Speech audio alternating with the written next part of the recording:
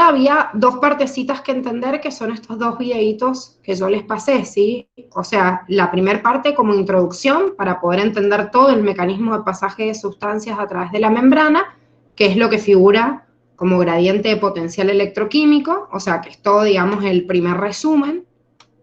Y ahí ustedes tenían el videíto en el cual salía el gradiente, y después vimos pasaje a través de los fosfolípidos, también a través del video. Entonces veamos primero dudas de estos primeros dos videos antes de continuar con el tema de hoy. Díganme.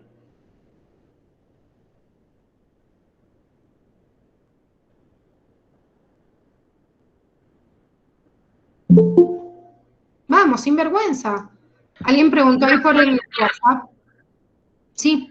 Yo tengo duda, por ejemplo, cuando dice lo del potencial químico, o sea, como que no lo termino de entender bien. Bien, ¿el potencial eléctrico sí? Sí, sí, eléctrico sí. Bueno, el potencial químico lo que me está hablando es de la capacidad que tiene la sustancia de pasar por su concentración química. Ujú.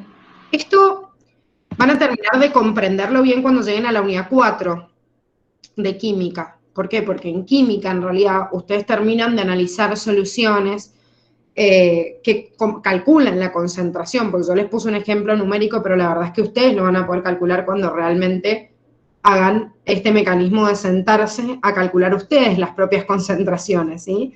Pero el potencial químico, más allá de la palabra potencial, que es un término que van a terminar de entender en física en las últimas unidades, imagínenselo como una homología a concentración.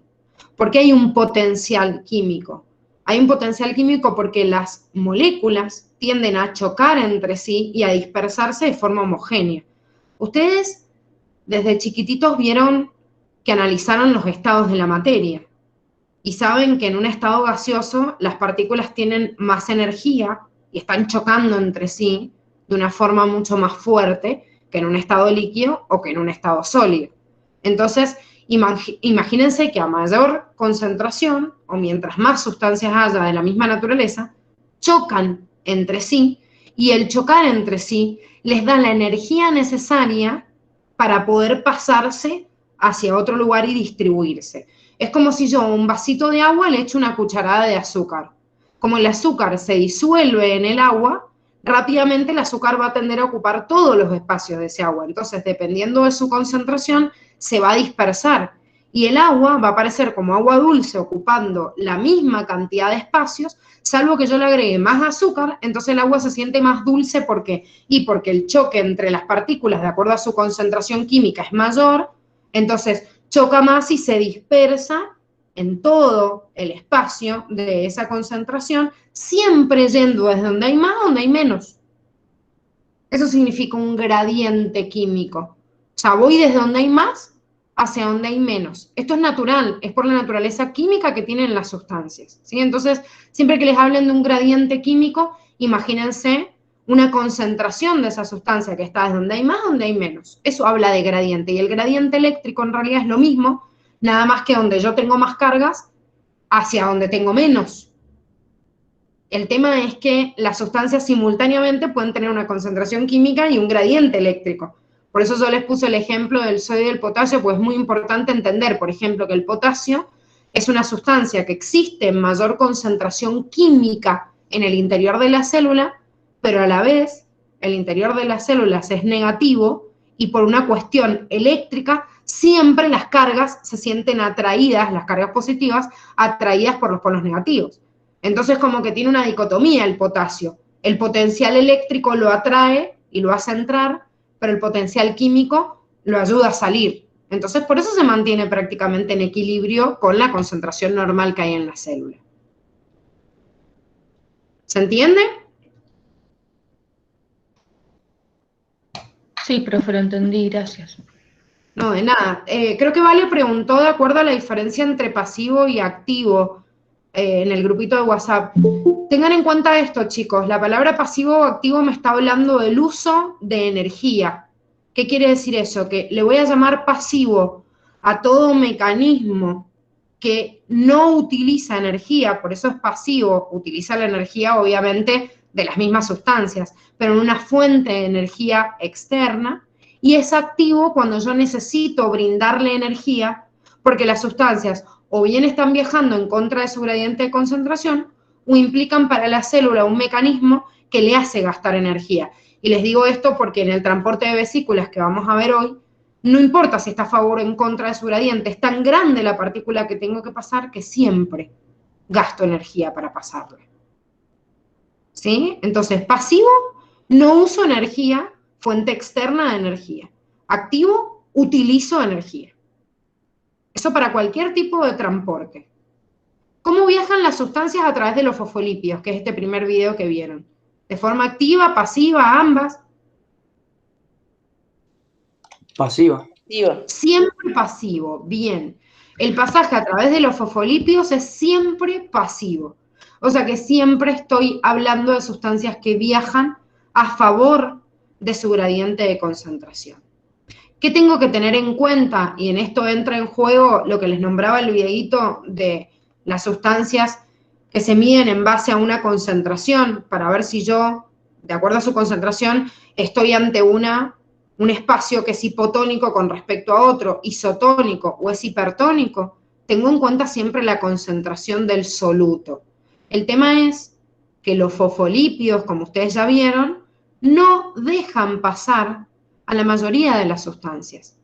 Si son muy grandes, no las dejan pasar. Si tienen cargas, no las dejan pasar. ¿Sí? Si son polares, no las dejan pasar, salvo determinadas excepciones. Entonces, la mayoría de las sustancias no pueden pasar de un lugar a otro. Pero el agua sí. Por eso el fenómeno de ósmosis es un fenómeno en el cual el agua viaja del medio hipotónico al hipertónico siempre, y yo, pero estoy viajando donde hay menos, donde hay más. No, porque la palabra hipotónico me habla de la concentración tónica baja. ¿Y qué es la concentración tónica? El gradiente electroquímico de una sustancia. Pero el agua, obviamente, el potencial hídrico es al revés. Es como decirles, a ver, me hice una chocolatada y le puse mucho cacao. La dejé muy concentrada. No tengo forma de sacarle el cacao. Entonces, ¿qué hago yo para diluir esa chocolatada? ¿Qué puedo hacer si no le puedo sacar cacao? Le pones más leche. Le echo más leche. Entonces, si tengo un en medio que está más concentrado, tiene mayor cantidad de sales, no le puedo sacar las sales a través de los fosfolípidos, siempre hablando del fenómeno de ósmosis. ¿Qué puedo hacer? Y le puedo agregar más agua. Entonces, si una célula tiene más concentración de sales, y bueno, el agua del medio se le va a meter. Ahora, si esa célula tiene menos concentración de sales que el medio, el agua se va a salir, porque el agua también va a favor de su gradiente hídrico. Por eso siempre, y esto grábenselo a fuego, el agua a través del fenómeno de ósmosis va desde donde hay más agua hacia donde hay menos agua. O sea, desde el medio hipotónico hacia el hipertónico. ¿Se entiende?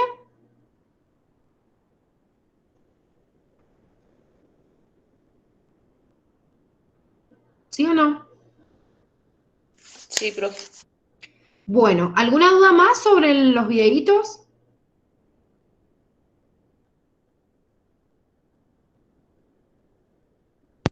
Sí, profe, se entiende. Bueno, empezamos entonces con el tema de hoy, ¿sí? Habiendo visto los dos videos y habiendo visto estas dos primeras partes, vamos a pasar al mecanismo a través del transporte de sustancias en la membrana por proteínas transportadoras. Recuerden, de acuerdo al esquema general, que esto también lo vieron en el video, que una sustancia puede pasar a través de la membrana por los fosfolípidos mediante un mecanismo de difusión como ósmosis, que es lo que vieron en el video, y ahora nos vamos a parar acá.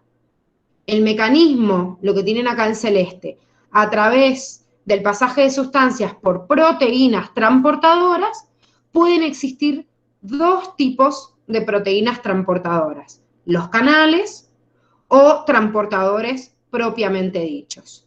Los canales se dividen en canales iónicos, acuaporinas y poros, y los transportadores en uniporte, simporte y antiporte. Obviamente vamos a describir cada uno de estos y vemos para qué sirve.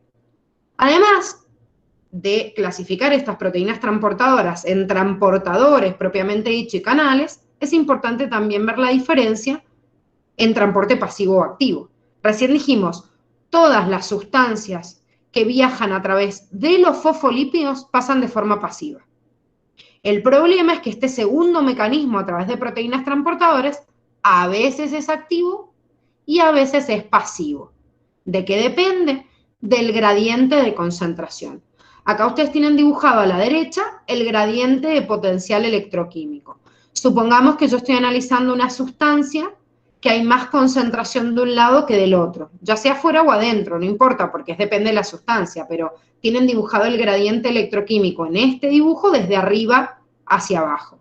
Si esta sustancia podría atravesar a través de los fosfolípidos, es difusión simple, y lo hace mediante el mecanismo de ósmosis que vieron en el video, ¿sí? Desde donde hay más, donde hay menos, y se cuela entre medio de los fosfolípidos.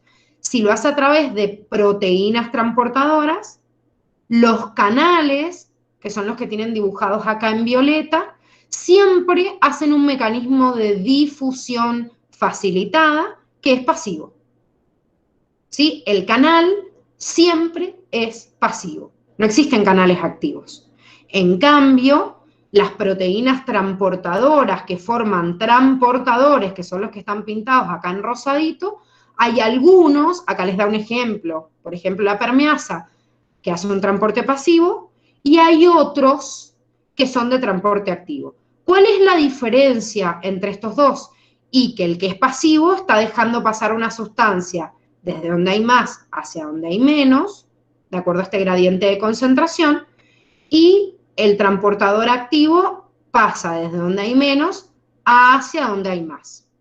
Entonces lo hace con el gasto de energía. Por ejemplo, acá les da la utilización de una fuente de energía que sería el ATP. ¿Sí? Entonces, en las proteínas transportadoras hay canales siempre pasivos y transportadores que pueden ser pasivos o pueden ser activos dependiendo del tipo de sustancia que yo vaya a hacer pasar a través de la célula. Vamos a meternos ahora en los canales. Dijimos que todos los canales son pasivos, todos. ¿Qué son los canales? Los canales son proteínas integrales de membrana. ¿Qué tipos de proteínas había en la membrana? Integrales y periféricas. Perfecto, integrales o periféricas. Las periféricas o extrínsecas sirven por ahí para formar receptores y acoplarse a la membrana, pero no funcionan como un canal ni como un transportador, porque no traspasan la membrana. Solo una proteína integral puede cumplir la función de ser un canal o un transportador, porque justamente pasa toda la membrana. En el caso de los canales, forman lo que se conoce como conductos hidrófilos. ¿Por qué es hidrófilo? Porque es lo mismo que hidrofílico, porque el canal está haciendo pasar sustancias que tienen afinidad por el agua, pero no podrían pasar solitos a través de los fosfolípidos. Nosotros sabemos que los fosfolípidos tienen una capa de lípidos muy gruesa, que son las colitas de los ácidos grasos, y me rechaza todas las sustancias que aman al agua. O sea, son altamente hidrofóbicas. Entonces esa sustancia hidrofóbica no va a poder pasar a través de las colitas de los fosfolípidos y por eso necesita un puentecito que le forma este canal, ¿sí? Por eso es un conducto hidrófilo. Los canales se dividen en canales iónicos, que son los que me dejan pasar iones, en poros, que son como un túnel más grande, y una acuaporina, que es como una cuestión intermedia entre un canal iónico y un poro que deja pasarme determinadas sustancias. En el caso del canal iónico, los canales iónicos son altamente específicos. ¿Por qué? Porque el canal iónico, como me dice la palabra, me deja pasar un ion. Y como nosotros sabemos, los iones son muy chiquititos, pero ¿por qué no podían pasar a través de los fosfolípidos? Porque tienen carga. Bien, porque tienen carga. Entonces, como la membrana de la célula también está cargada y tiene polos hidrofílicos y polos hidrofóbicos, hay iones que se quedan retenidos o en las cabecitas de fosfato o en las colitas hidrofóbicas y no podrían pasar. Por eso necesitan este túnel que les arma este canal. O sea que de acuerdo a su tamaño y a su carga, van a poder pasar a través de la membrana. Esto quiere decir que un canal de sodio, que es un catión que tiene una sola carga positiva, no es compatible con un canal de potasio. Y uno dice, bueno, pero el potasio también tiene carga +1. Claro, sí, pero químicamente no tienen el mismo tamaño. Entonces, son altamente específicos porque hay un canal que me deja pasar sodio, uno que me deja pasar potasio, uno que me deja pasar calcio, uno que me deja pasar cloruro, o el ion que sea. Es altamente específico. Tiene compuertas que se abren y se cierran específicamente para un ion. Y el canal que es compatible con el potasio encaja justo, encastra, pasa para el otro lado, pero no es compatible con la unión, por ejemplo, de un sodio. Cuando yo digo que se abre y se cierra la compuerta, es porque los canales dejan pasar sustancias a favor de su gradiente de concentración. Y yo no siempre quiero que entren iones aunque estén a favor de su gradiente de concentración. Es como el sodio, como yo les expliqué en el otro videito. El sodio siempre hay más afuera de la célula que adentro. Imagínense que si yo le dejo abierto un canal, se manda con todo. Entra de forma masiva a la célula y me llena el interior de sodio, y yo no quiero que eso pase, porque el interior de la célula, si se llena de sodio, pierde su equilibrio, su estasis, su homeostasis interna. Entonces, los canalcitos de sodio los tengo todos siempre cerrados. Los abro en determinadas situaciones cuando yo necesito que el sodio entre, y que vamos a ver un montón de casos. Pero fíjense, el potencial eléctrico del sodio y el potencial químico me lo quiere mandar masivamente para adentro. Hay mucho sodio afuera y encima hay un interior de la célula que es negativo. Le abro una compuertita de sodio a la célula y se manda con todo. En cambio, hay canales iónicos, por ejemplo, de potasio. ¿Qué pasaba con el potasio? ¿Tendía a entrar o a salir de la célula? El potencial químico tendía salir. a entrar. A sacarlo. Claro, lo atrae, ¿o no? A sacarlo porque hay mucho adentro. Ah, bien. El potasio, como hay mucho adentro, tiende a sacarlo el potencial químico, pero el eléctrico tiende a meterlo, como estás diciendo, Marti, ¿sí? El eléctrico tiende a meterlo, ¿por qué? Porque adentro hay cargas negativas, entonces me atraen al potasio. Entonces, claro, el potasio es como que la carga eléctrica lo mete, la concentración química lo saca, entonces si le dejo un canalcito iónico abierto, su punto de equilibrio es muy parecido al punto de equilibrio de la propia célula. Entonces hay muchos canales iónicos en una célula normal que los encuentro abiertos, los canales de potasio. No me pasa eso con el sodio, porque el equilibrio del sodio está muy lejos del equilibrio interior de la célula. En cambio, el del potasio está muy cerquita. Entonces, este canal iónico a veces está cerrado, a veces está abierto, y depende, obviamente, de cada uno de los iones de los cuales se trate. ¿Se entiende?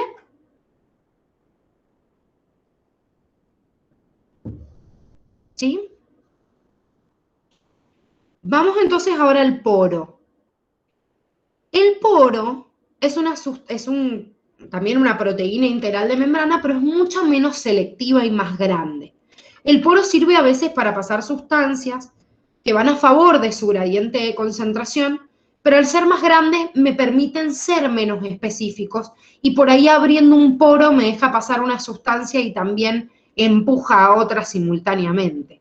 Es como, en vez de tener una puertita que tiene, ¿vieron como esas puertitas que tienen sensores que se abren y se cierran cuando uno entra a un local comercial, a un súper o a lo que venga? Bueno, esa puerta que se cierra y se abre, de acuerdo a la especificidad, se abre y se cierra de acuerdo a si ese sensor del ion le permite abrirse o cerrarse. En cambio, el poro es medio como un túnel, está siempre abierto, ¿sí? Entonces, medio como que lo que encaja en ese túnel pasa.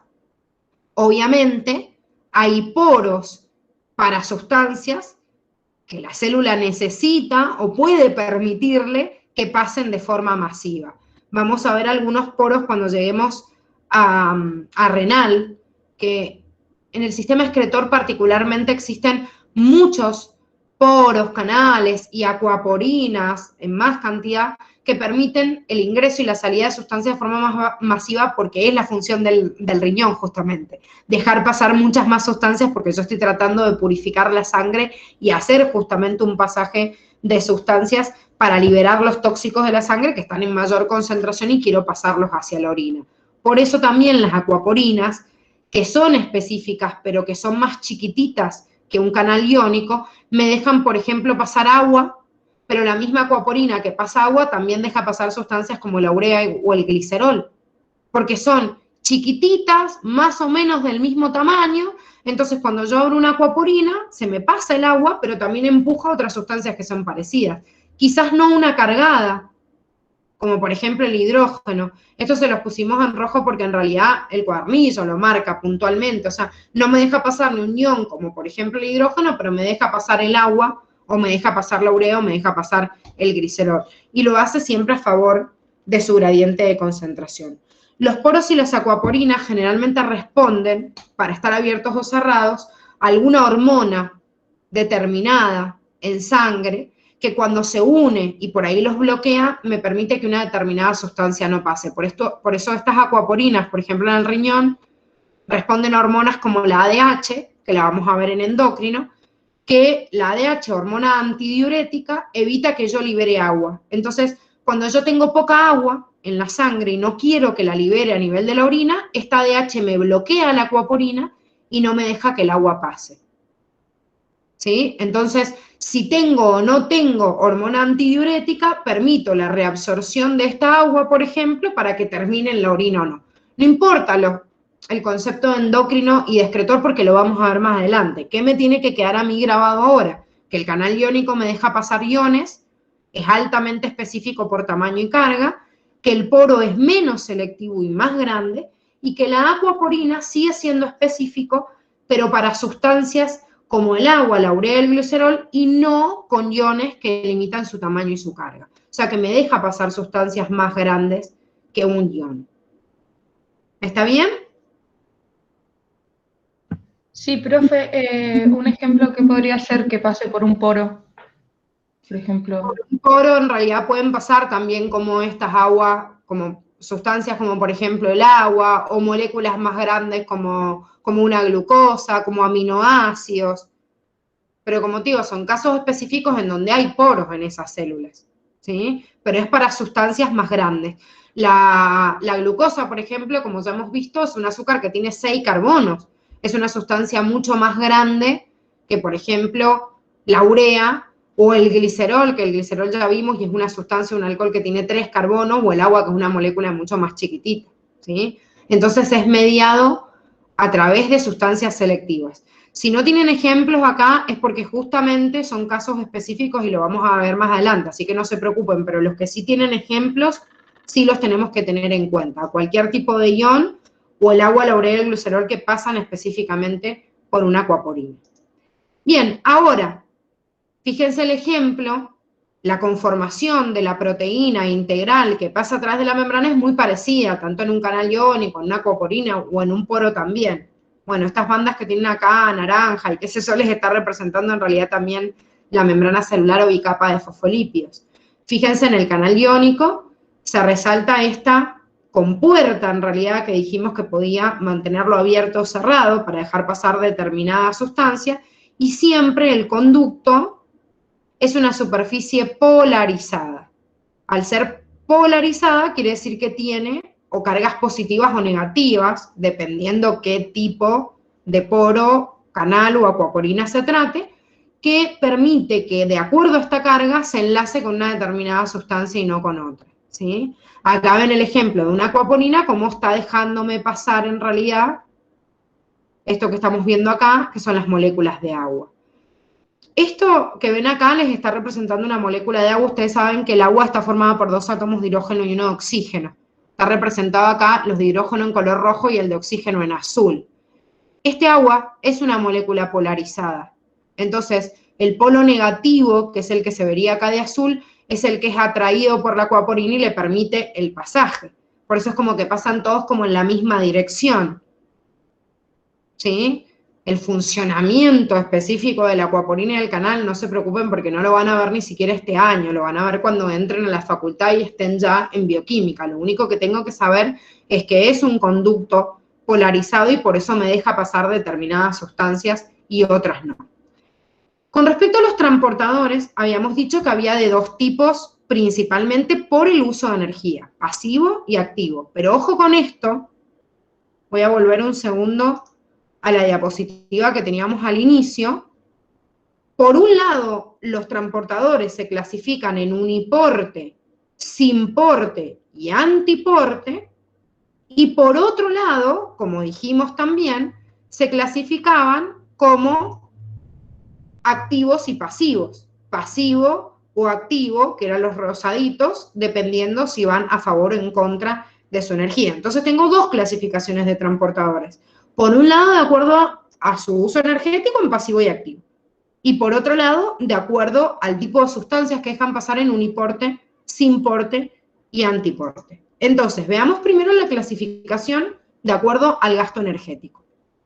Yo llamo transportador pasivo a aquel que no utiliza gasto energético, o sea, una proteína transmembrana o integral que me deja pasar sustancias a favor de su gradiente de concentración. Sustancias que no pueden pasar a través de los fosfolípidos, o que, en su defecto, si pueden pasar a través de los fosfolípidos, lo hacen en realidad en mayor cantidad. Porque fíjense que, por ejemplo, el agua, nosotros dijimos, bueno, pero el agua pasa a través de los fosfolípidos. ¿Por qué necesito un canal como la acuaporina si pasaba a través de los fosfolípidos? Claro, pero no pasa la misma cantidad de agua a través de un canal como una acuaporina que a través de los fosfolípidos. Es como si yo necesito que se meta mucha cantidad de agua a una célula, le voy a abrir una canilla así y no voy a esperar que entre por una goterita. Entonces, una misma sustancia puede ingresar a través de los fosfolípidos y, sin embargo, puede tener un canal o un transportador que me deje pasar más cantidad de sustancia. Pasivo, entonces, a favor del gradiente. Y activo se los llama bombas.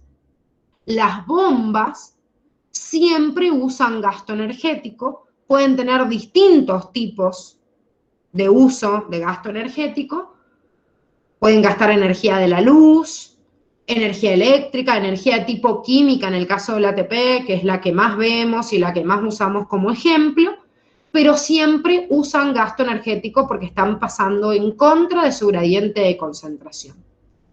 El mecanismo de funcionamiento de los transportadores, obviamente el transportador activo depende de la energía, pero el transportador pasivo depende del gradiente de concentración.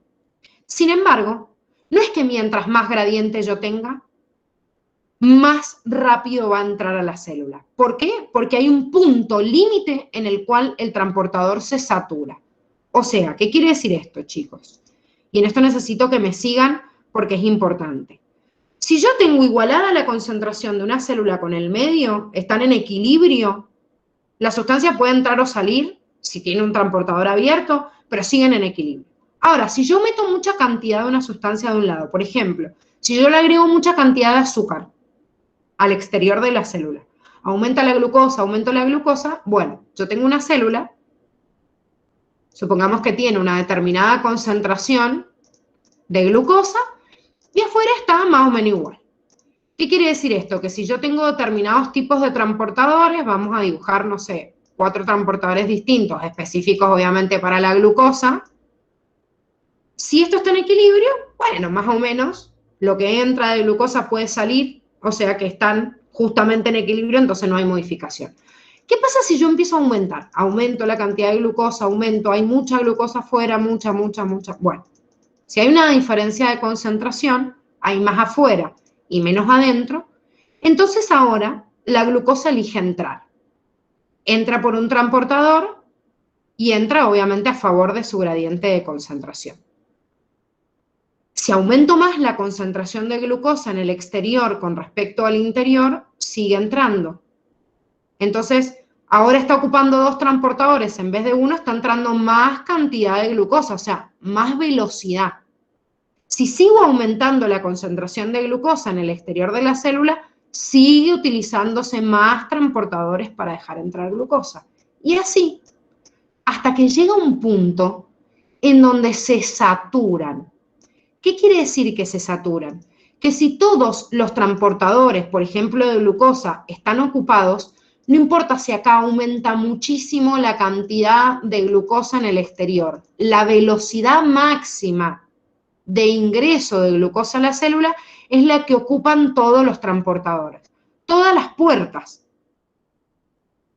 Es como si, imagínense un amontonamiento de gente en un recital, en un lugar cerrado. Supongamos que yo abro una puerta, entonces más o menos entran, no sé, 10 personas por segundo. Si abro 2 puertas, se amontonan y entran, no sé, 20 personas por segundo. Si abro 3 puertas, entran 30 personas por segundo. Si abro 4 puertas, entran 40 personas por segundo. No me importa si adentro están esperando 10.000 personas. Si tengo solo 4 puertas de ingreso y la velocidad es máxima, son 4, o sea, 40 personas por segundo, por más de que se sigan amontonando personas afuera, no van a poder entrar a una velocidad mayor que esa, ¿sí? Esto quiere decir que se saturan. ¿Se entiende?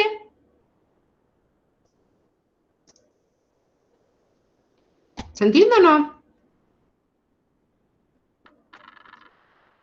Más o menos, profe. ¿Qué no se entiende? Díganme.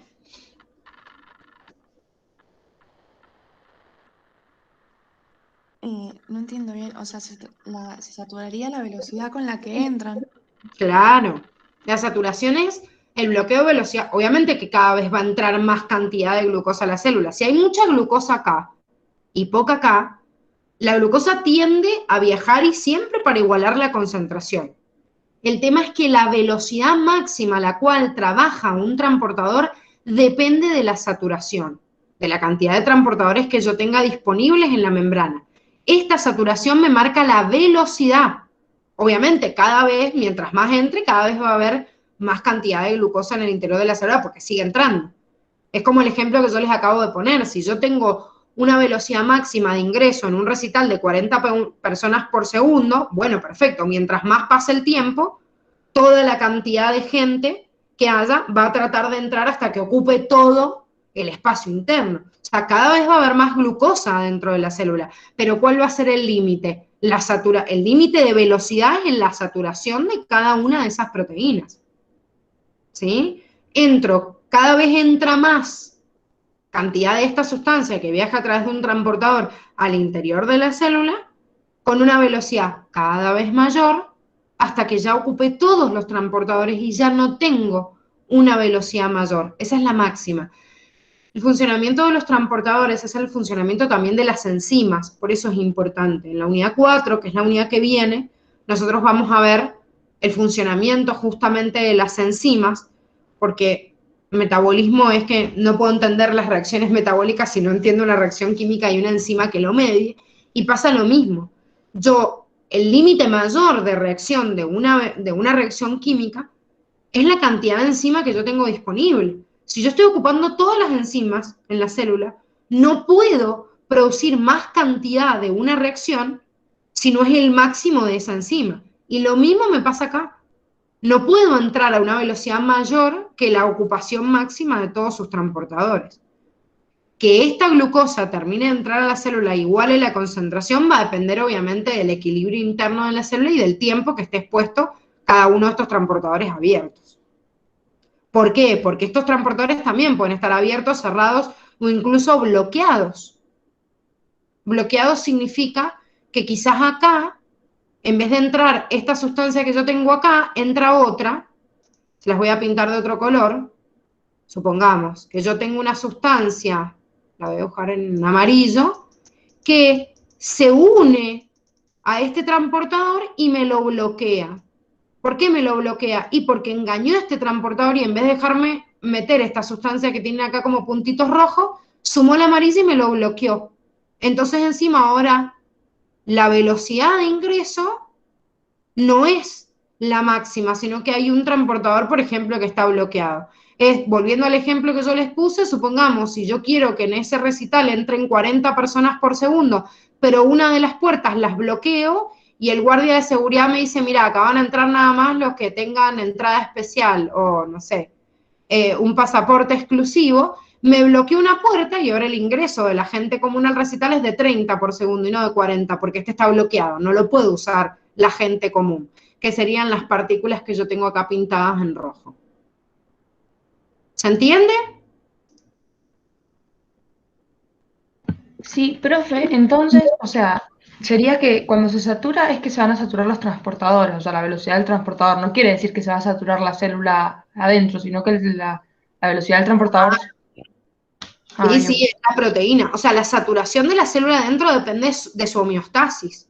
O sea, no es que este transportador me va a dejar entrar glucosa hasta que la célula explote. Me va a dejar entrar glucosa hasta el equilibrio, también electroquímico, de la glucosa en su interior. Recuerden que siempre las células pueden hacer que estos transportadores se expongan, se abran, se cierran, o la misma, volvamos al modelo de mosaico fluido. O sea, los fosfolípidos y las proteínas en la membrana se acomodan, se reciclan de acuerdo al equilibrio de la célula. Pero si esta célula necesita meter glucosa, expone a estos transportadores. La velocidad máxima de ingreso depende de la saturación del transportador. Ahora, cuánta glucosa vaya a meter la célula depende de su homeostasis y un montón de mecanismos que van a hacer, mira, voy a dejar 3 transportadores, o voy a dejar 10, o voy a dejar 100 en la periferia de la célula. Sí, sí, la saturación es solo de la velocidad a la que ingresa o sale, que puede ser una sustancia que vaya más adentro y la quiera sacar. ¿Sí? Bueno, vamos entonces ahora a los tipos de transportadores de acuerdo al pasaje. Sí. Por ejemplo, pero ¿va a haber para cada sustancia un transportador? O sea, porque, por ejemplo, eso de que se bloquea, ¿qué significa? ¿Que una sustancia de distinta especie química entra o cómo sería? Sí, es una sustancia que por ahí tiene distinta naturaleza química, pero engaña a los receptores de la célula. Para que se den una idea, farmacológicamente la mayoría de las sustancias trabajan de esta manera. Por ejemplo, cuando nosotros tenemos dolor, o sea, tenemos dolor en cualquier parte del cuerpo, es porque se está iniciando un potencial de acción, que lo vamos a ver obviamente bien en neurona y en sistema nervioso, y porque esa célula está ingresando sodio. Entonces, si yo dejo que ingrese sodio, se produce el potencial de acción y a mí me duele ese tejido. Es la respuesta que está dando para decirme hay algo que está lesionado. Cuando yo, por ejemplo, doy un analgésico, muchos analgésicos lo que hacen es engañar a estos transportadores o canales que me dejan pasar al sodio, entonces lo engañan, se pegan ahí, y es como si estuvieran ocupados o bloqueados y no dejan ingresar el sodio. Entonces, no es que en realidad el tejido se mejoró, debería dolerme igual, pero yo al meterle una droga que me bloquea el transportador, no me deja ingresar el sodio, entonces no se produce el dolor. Son sustancias que se parecen a los puntos de unión de esa proteína integral, entonces la engañan. Y al engañarla, justamente permiten que la sustancia realmente que iba a usar ese pasaje no la use. A veces es intencional para la célula o a veces yo lo hago desde afuera intencional. Por eso el fundamento de la farmacología de un montón de medicamentos es bloquear determinados transportadores membrana y enzimas que, como les digo, funcionan de la misma forma. ¿Se entiende? Sí, ahí entendí. Bien, es otra sustancia que tiene otra naturaleza química, pero que logra engañar al receptor de ese transportador. Bien, además de los transportadores activos y pasivos, habíamos dicho que también los podíamos dividir en sin porte, uniporte y antiporte. ¿Cuál es la diferencia de estos? Sin porte, que es el que vamos a ver ahora, es porque dos sustancias pasan simultáneamente a través de una misma proteína. En el uniporte pasa una y en el antiporte pasan dos, pero en dirección contraria. ¿Sí? O sea que esa es la definición de los tres. Vamos primero al simporte. Uno de los simportes más conocidos, que no solo lo ven de ejemplo acá en Curtis, sino que lo van a ver en todas las unidades, y sobre todo en digestivo y también en renal, es un simporte que funciona con la glucosa y el sodio. Dos sustancias que fíjense que por simple difusión no pasan. El sodio porque es un catión, tiene carga, y la glucosa por su tamaño no podría pasar a través de los fosfolípidos. Ambas sustancias pueden tener otras proteínas. De hecho, por ejemplo, la glucosa no solo pasa por simporte en la célula, tiene también uniporte para pasar.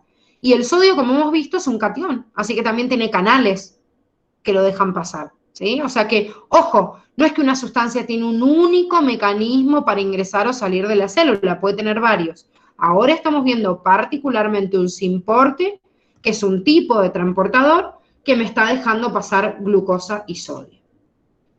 La glucosa y el sodio utilizan un simporte, ¿por qué? Porque cuando la glucosa es menor en su medio extracelular y yo lo quiero meter a la célula, tiene que meterse en contra de su gradiente de concentración. Fíjense, esto es el exterior de la célula. Esto es el citoplasma. Si la glucosa está en menor concentración afuera que adentro, la glucosa que está representada acá como un rectangulito, tiene que ingresar a la célula en contra de su gradiente de concentración. O sea que necesitaría utilizar energía. Pero el sodio, como les dije, siempre hay un montón afuera de la célula y poquito adentro. Quiere decir que si yo le abro cualquier cosa al sodio, un canal, un transportador, lo que venga, se manda con todo. O sea, al sodio yo le abro cualquier cosa en la célula y se manda. Entra masivamente, empuja y atropella, rompe las vallas, no le importa nada y entra de forma masiva. Entonces, el sodio está pasando a favor de su gradiente. La glucosa está pasando en contra. ¿Por qué yo utilizo un simporte de este tipo? El sodio sería como el patotero que quiere entrar al recital y está esperando que rompa las vallas. Es más, logra romper las vallas para mandarse. La glucosa quizás es la persona recatada que está del otro lado y está esperando que el guardia de seguridad tipo le pida la entrada para pasar bien, digamos, bien, de forma bien ordenada. ¿Qué pasa? Si todos estos entran a los empujones a través de la membrana, por más de que la glucosa no quiera pasar, la empujan y la mandan. La glucosa que no tendería a entrar porque hay menos concentración, acá hay más, el sodio la empuja. ¿Y por qué la empuja? Porque el sodio y la glucosa son dos sustancias altamente hidrofílicas. Aman el agua y todos los medios acuosos. El fluido extracelular es hidrofílico y el intracelular también. Lo único que no es hidrofílico son estas colitas de fosfolípidos y por eso están pasando a través de una compuerta, que sería este transportador. Pero hay tanto sodio acá que si se manda, empuja, abraza la glucosa y la manda para adentro. Bueno, entonces yo digo, pero entonces, ¿por qué el simporte sería un mecanismo activo si al fin y al cabo la glucosa está pasando en contra, pero el sodio está pasando a favor? Es como que sería pasivo para el sodio, pero activo para la glucosa. A este mecanismo en donde una sustancia está pasando en contra y la otra a favor, las dos hacia el mismo lado, que se la llama simporte, es un tipo de mecanismo activo secundario. ¿Por qué es un mecanismo activo secundario? Porque en este momento yo no estoy viendo que se utiliza energía. En realidad el sodio está empujando a la glucosa y está pasando a favor de su gradiente de concentración. Pero ¿saben qué pasa? Que el sodio no se puede quedar acá adentro. O sea, se va a entrar de forma masiva, pero después los guardias de seguridad la van a sacar a patadas de acá adentro. Entonces, cuando la saquen, sí van a utilizar energía para sacarla por otro canal o por otro uniporte, como los que vamos a ver ahora, y otro mecanismo activo de salida del sodio, porque todo lo que se entre de más de sodio a la célula, alguien lo va a tener que sacar. Entonces, al fin y al cabo, voy a utilizar energía en ese momento. Cuando tenga que empujar al sodio que me sobró en el interior de la célula, lo tengo que volver a sacar. Porque en realidad este simporte existe porque a mí me interesaba meter a la glucosa. El sodio me ayudó a empujarla, pero yo no quiero que se quede en la célula. ¿Sí? Entonces es un transporte activo secundario porque lo que yo quiero meter es esta sustancia en contra, utilizo el gradiente electroquímico de una sustancia que va a favor, pero alguien después me tiene que sacar esta sustancia, que en este caso sería el sodio, me lo saca hacia el exterior y tiene que viajar en contra de su gradiente de concentración. ¿Se entiende?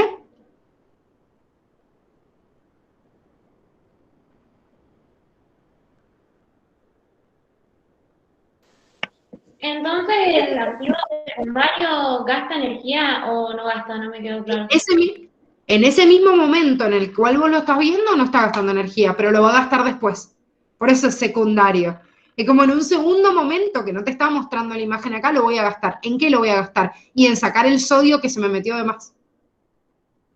Entonces, no lo gasto en ese momento, pero la termino usando después la energía, porque tengo que sacar el exceso de sodio. Por ejemplo, los aminoácidos que se absorben en el intestino se meten igual, en un simporte con glucosa, o sea, con aminoácidos y sodio. Entonces, los aminoácidos, por ejemplo, en el intestino, se meten de la misma forma. Viajan en contra de su gradiente de concentración, el sodio lo hace a favor. De esa forma, yo le doy aminoácidos a la célula. Pero después alguien tiene que sacarme el exceso de sodio, entonces la energía la termino gastando después. Sí, Profe, entonces, ¿el simporte va a ser siempre con sodio? O sea, ¿o es solo en la glucosa que va a necesitar sodio? No es siempre con sodio, pero la facultad a ustedes les da 2 ejemplos puntuales, que acá les habla de la glucosa con el sodio, y en realidad después en digestivo les va a nombrar, como te digo, los aminoácidos con el sodio, se los nombra también en excretor, y son los ejemplos concretos que ustedes tienen que saber. No son los únicos, pero es muy común este simporte con sodio, porque el sodio es un catión que tiene la particularidad de haber tanto gradiente de concentración en diferencia fuera de adentro, que cada vez que yo abro manda todo.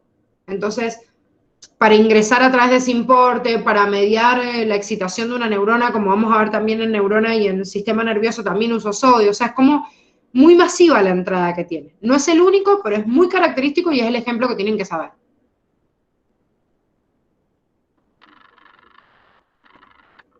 Bueno, vamos al uniporte. El uniporte es el transportador que me hace pasar una sola sustancia a través de la membrana por una proteína transportadora. Y este uniporte, ojo, puede ser pasivo o puede ser activo. ¿De qué va a depender que sea pasivo o que sea activo? Y de la sustancia que estoy dejando pasar, si la voy a hacer a favor de su gradiente de concentración o en contra de su gradiente de concentración.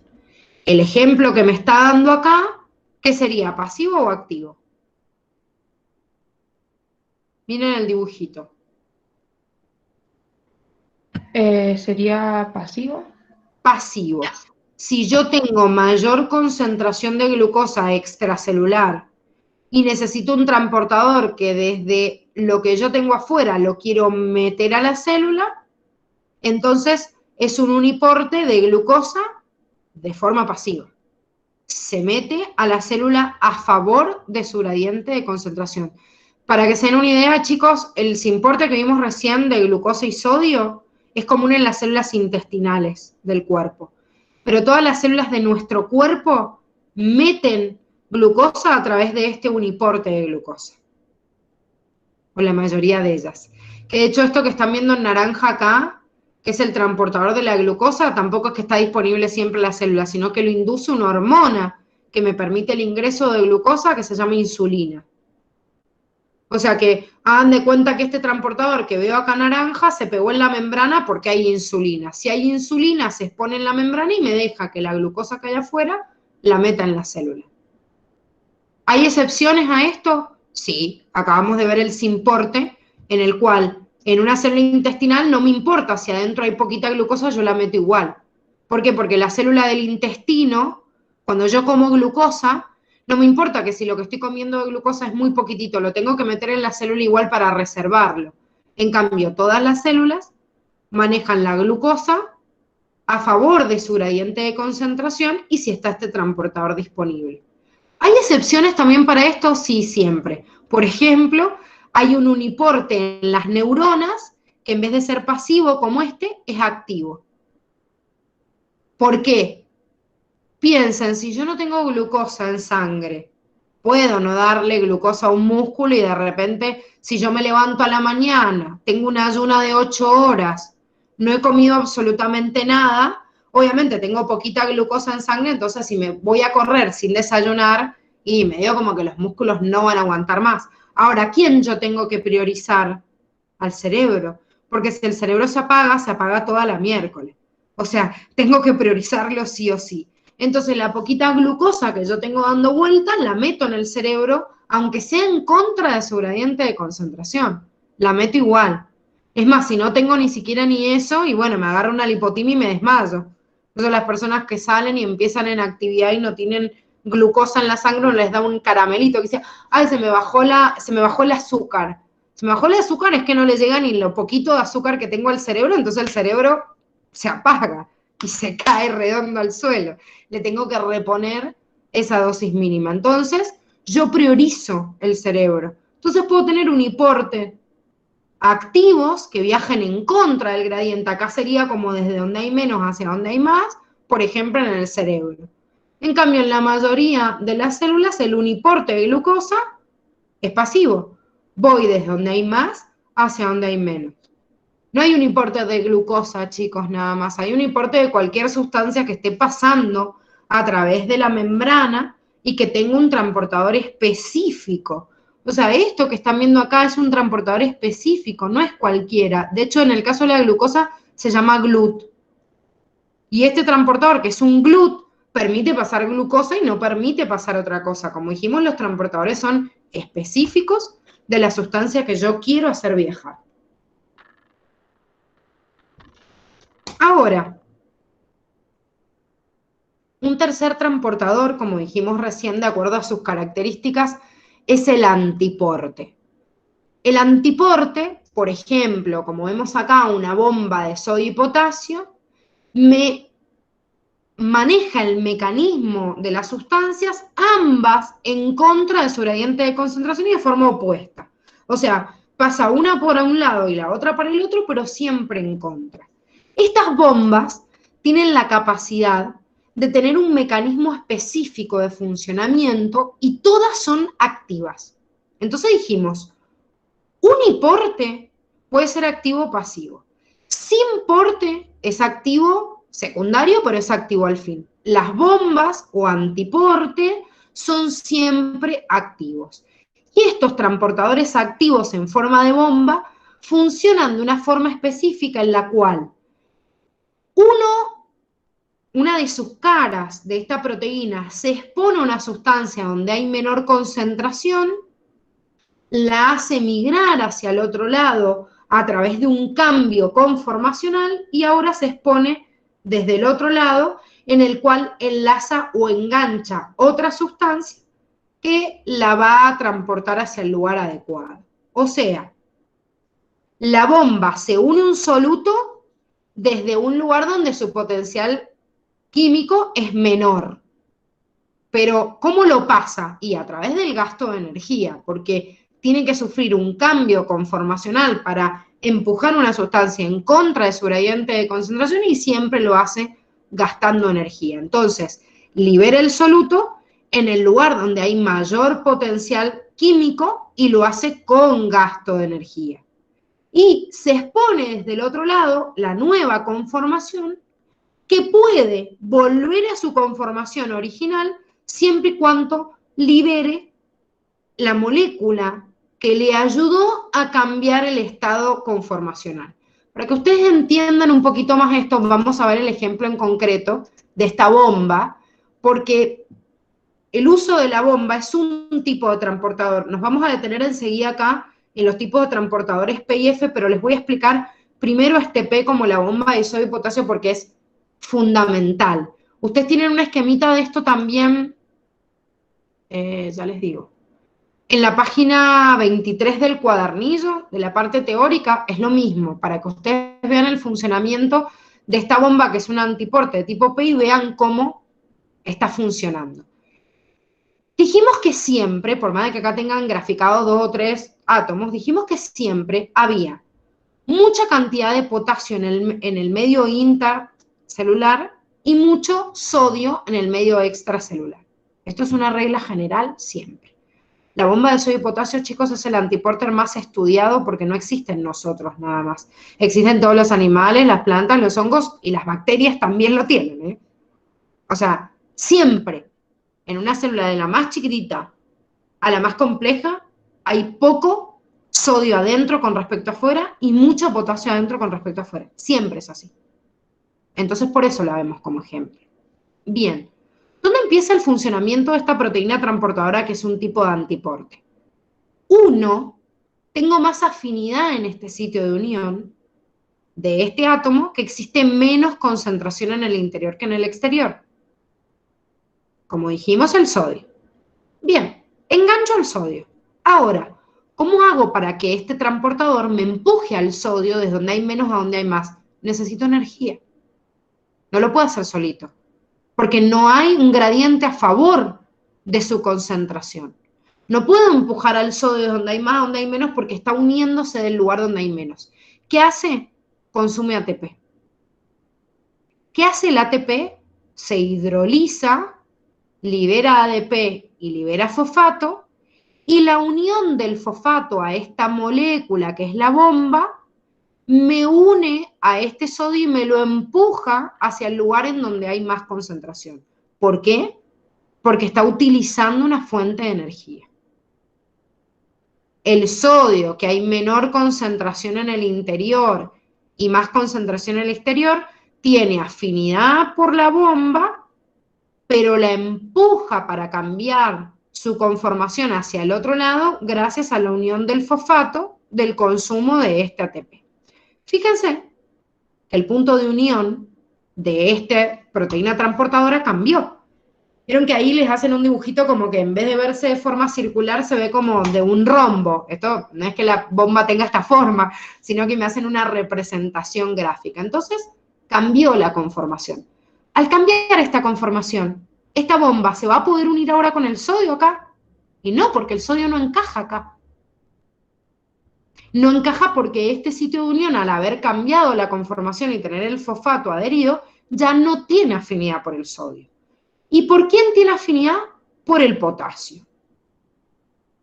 El potasio, que ahora se puede enlazar en este punto porque esta proteína al cambiar su conformación es afín al potasio, por tener el fosfato unido tiene esta conformación. Pero una vez que se ensambla el potasio, el fosfato se libera, entonces la proteína vuelve a cambiar su conformación para tener afinidad por el sodio, entonces suelta el potasio en el interior. La unión del fosfato y el soltar el fosfato acá es lo que cambia la conformación del sitio de unión y lo que permite que de un lado se una sodio y del otro lado se una potasio, siempre consumiendo energía. Siempre las bombas consumen energía. ¿Se entiende? Profe, entonces, o sea, el potasio va a poder entrar cuando el sodio haya cambiado el espacio entre las células, ¿o no? El potasio va a La poder entrar, concentración. claro, va a poder entrar cuando la proteína que le deja pasar haya cambiado su conformación. En este caso, ¿por qué? Porque se está consumiendo ATP. ¿Por qué les digo en este caso es así? Porque en realidad existen otros transportadores. Este es un transportador de tipo P, ¿sí? La bomba de sodio y potasio figura como el ejemplo más importante de la bomba de tipo P, que en realidad funciona con muchos cationes, no solo con el sodio y el potasio, y lo hace a través de la unión del ATP. Hay otras bombas, que se las llama tipo F, que no utilizan el gasto de ATP, sino que cambian su conformación por otro mecanismo. Por ejemplo, por un gradiente de potencial de protones. O sea, yo tengo mucha cantidad de protones de un lado y poquito del otro, entonces al pasar masiva, como pasaba el sodio recién, a favor de su gradiente y empujaba la glucosa, bueno, hay transportadores de tipo F que dejan el ingreso masivo, dejan entrar mucha cantidad de protones y eso hace que le cambie la conformación a la proteína. Entonces estas bombas de tipo F, en vez de utilizar ATP, usan un gradiente de protones y en realidad este gradiente de protones me ayuda justamente a hacer lo contrario, acumular la energía para unir el ADP con el fosfato y sintetizar ATP. Por eso generan ATP. Y me dice, bueno, pero me acaban de decir que las bombas activas gastan energía. Y yo digo, bueno, la del tipo P consume ATP. ¿Y cómo la del tipo F, generando ATP, va a gastar energía? Sí, gasta energía de otra naturaleza. por ejemplo, a través de un gradiente electroquímico que me llevó a utilizar otro tipo de fuente energética. Esto, chicos, lo van a terminar de entender en la unidad que viene, porque los ejemplos de transportadores de tipo F son transportadores que están en la cadena respiratoria de la fosforilación oxidativa en la mitocondria y del proceso de fotofosforilación en la fotosíntesis en el cloroplasto. Y son las dos organelas que vemos en la unidad 4. Vemos todos estos enlaces de óxido de reducción y vamos a ver bien cuál es el transportador, que en realidad en vez de llamársele ATP-ASA como estas, es una ATP sintetasa, sintetiza ATP, pero sigue siendo un transportador de tipo activo. Lo que yo tengo que tener en cuenta es que los transportadores de tipo activo, ya sean antiporte o sean uniporte, o sean sin portes, que era un transportador activo secundario, lo que los diferencia de los demás es que gasto energía de alguna manera en la célula. Si gasto ATP le llamo de tipo P, si gasto otra fuente de energía le llamo de tipo F. La bomba de sodio y potasio que estábamos viendo es un tipo de transportador de tipo activo, de acuerdo a la clasificación es un antiporte, y de acuerdo al tipo de funcionamiento es también un transportador activo de tipo P. Son como 3 clasificaciones simultáneas, entonces se tienen que hacer como muchos esquemitas para ordenarlo. Yo no les he mandado un esquema directo porque me encantaría que ustedes puedan fabricar ese mecanismo directo y después, bueno, compartimos un power o algún precio en el cual se vean todos y el esquema, pero me encantaría que ustedes puedan enganchar todo para que la cabeza diga, ah, bueno, entendí cómo funciona cada uno de ellos, ¿sí? Bueno, este es el mecanismo de la bomba de sodio de potasio que lo tienen ahí. Sé que nos quedan unos minutitos nada más, pero quiero hacerles la introducción para que lo terminemos de ver en la clase que viene, que es el intercambio a través de las vesículas. Ustedes fíjense que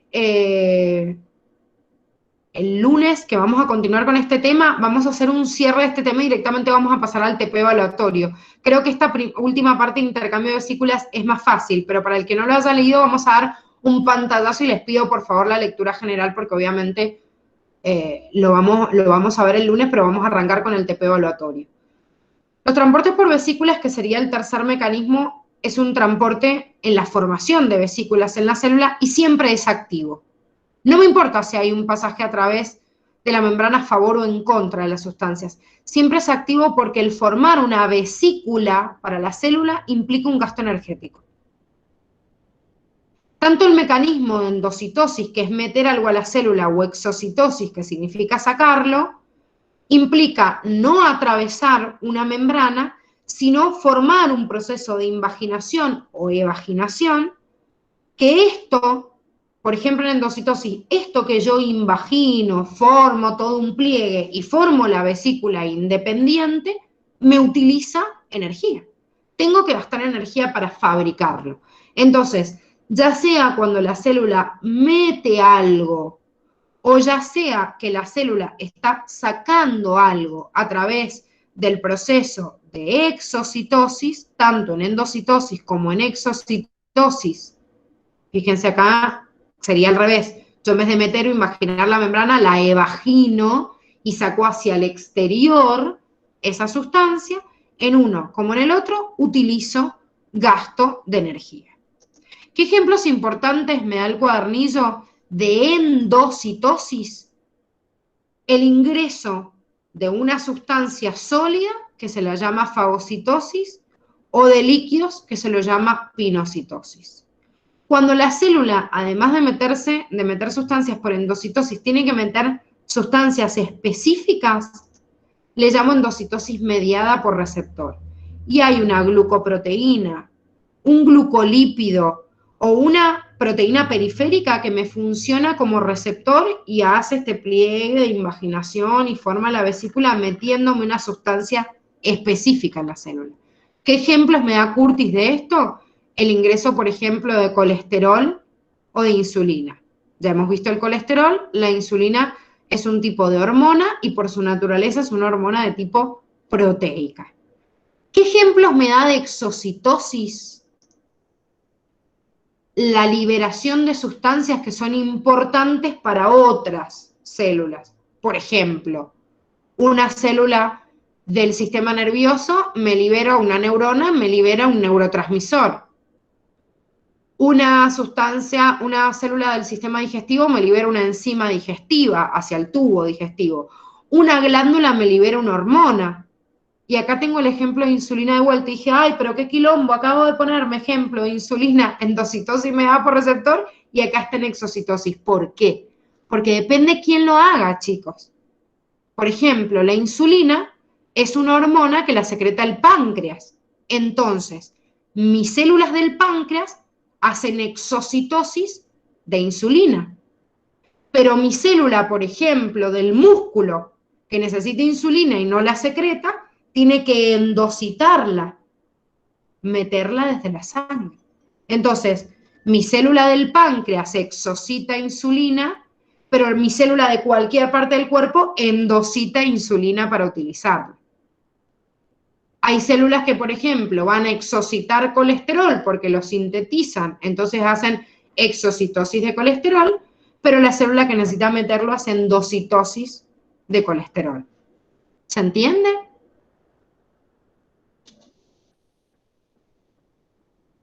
¿Sí o no? Más profe, pero bueno, creo que es porque no he leído bien la teoría, así que cuando Bueno, la lea de última veo de vuelta el video, porque no, me perdí un poco en esto último. bueno, esto es fundamental, chicos. A ver, primero, para que se ordenen el fin de semana, primero necesitan la lectura de absolutamente toda la unidad. O sea, tienen que terminar toda la unidad, la lectura completa. Una vez que yo entiendo el proceso general y el esquemita que está al principio, en donde me une todos los tipos, después preocúpense por los ejemplos. Primero tengo que entender los mecanismos y cómo se clasifican. Hacen un mapita conceptual. Después voy metiendo los ejemplos. La facu les pregunta mucho los ejemplos, así que es inevitable que yo se los ponga acá. Pero tengo que entender todos los mecanismos generales. Es decir, a ver, ¿cómo entro o sale una sustancia de la célula? Conozco todos los mecanismos. Después de esos mecanismos, los ordeno. ¿Cuáles son activos y cuáles son pasivos? ¿Cuáles implican un uso de la membrana, cuáles no? Entonces, una vez que ordeno todo eso, voy encajando los ejemplos. Vuelvan a rever los dos primeros videos y vuelvan a ver este video de la clase, ¿sí? Porque la única forma, en realidad, de poder ordenarse en la manera en la cual ustedes van a, digamos, ir llevando las clases